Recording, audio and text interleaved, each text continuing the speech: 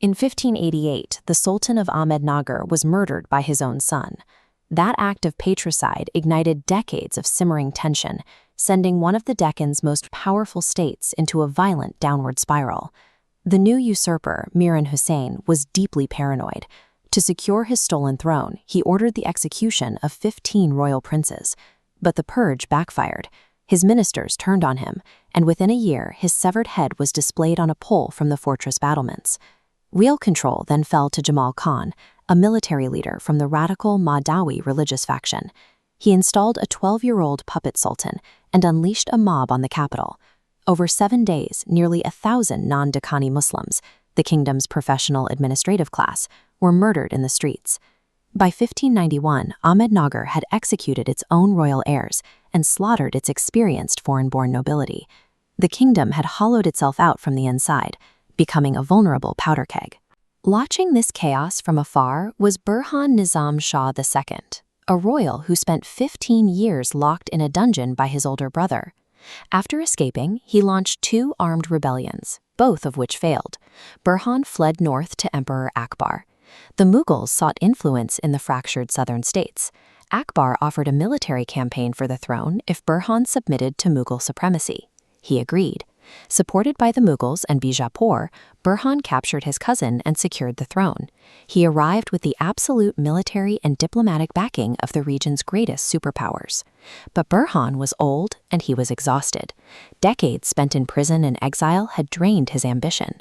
Once he actually held power, he checked out, dedicating his days to wine and the static comforts of the court.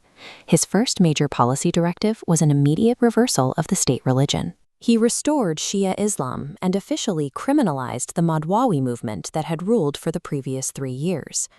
Mandating a new state religion requires strict administrative oversight to prevent backlash. Burhan provided none. He ignored the mechanics of governance, leaving local Sunnis and newly criminalized Mahdawi's deeply alienated. By completely ignoring his own court, he rapidly shattered the fragile internal stability he had managed to inherit. With his internal support crumbling, Burhan turned on the foreign allies who had put him in power. He first provoked Bijapur, the southern neighbor that had just helped him secure the throne.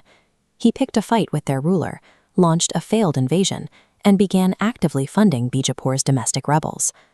Burhan then reneged on his treating with Emperor Akbar, refusing to acknowledge Mughal suzerainty. When Emperor Akbar sent diplomatic envoys to demand an explanation, Burhan openly mistreated them, violating sacred diplomatic protocols. By cutting off his only allies and provoking an empire, Burhan engineered a geopolitical trap he had no capacity to survive. Burhan Nizam Shah II died in 1595, suffering from chronic dysentery while attempting to suppress a local rebellion. He left his kingdom in ruins.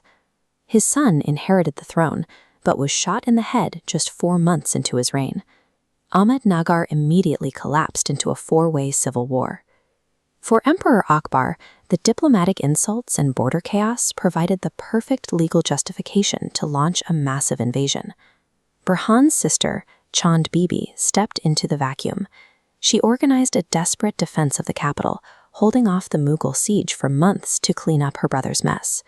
But the structural rot was too deep. Bibi was murdered by a mob of her own troops, and the Mughals finally swallowed the kingdom. Winning the crown is useless without the vision to wield it. A ruler's passive neglect and broken promises can destroy in 4 brief years what took a dynasty decades to build.